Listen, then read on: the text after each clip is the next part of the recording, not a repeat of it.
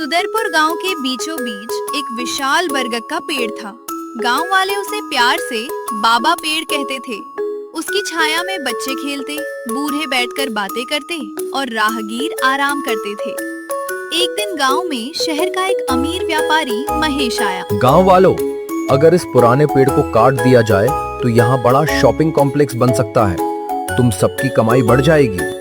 कुछ गांव वाले खुश हो गए। पहला गांव वाला, सही कह रहे हैं महेश जी, गांव आधुनिक बन जाएगा। दूसरा गांव वाला, हमें रोजगार भी मिलेगा। तीनों ने दुखी होकर कहा, बेटा, ये सिर्फ पेड़ नहीं है, ये गांव की सांस है। दीनू काका, पेड़ से पेट नहीं भरता। आज के समय में पैसा जरूरी है। काका, बाबा पेड़ को मत कटवाइए, हम रोज इसके नीचे खेलते हैं। इस पर कितने पक्षियों के घर लेकिन हैं? लालच लोगों के मन में घर कर चुका था। अगले दिन लकड़हारे कुल्हाड़ियां लेकर आए। जैसे ही पेड़ पर पहला वार हुआ, पक्षी जोर जोर से चहचहाने लगे। विशाल बरगद जमीन पर गिर पड़ा। पूरा गांव कुछ पल के लिए शांत हो गया। कुछ महीनों बाद वहां बड़ा बाजार बन गया। शुरुआत में सब खुश थे, देखा, अब गांव कितना विकसित लग रहा है। लेकिन धीरे धीरे समस्याएं शुरू हो गई। गर्मी इतनी बढ़ गई कि लोग दोपहर में बाहर नहीं निकल पाते थे। पहले इतनी गर्मी कभी नहीं पड़ती थी। फिर बरसात आई।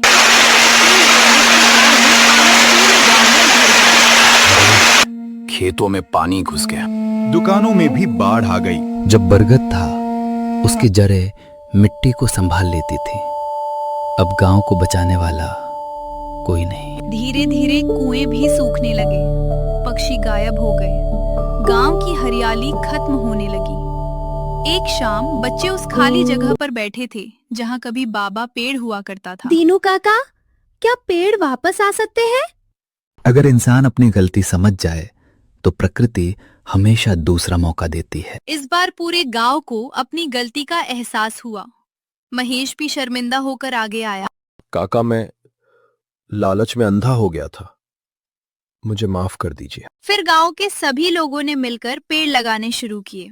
बच्चे रोज पानी देते, औरतें पौधों की रक्षा करती और पुरुष नए पेड़ काटना बंद कर देते।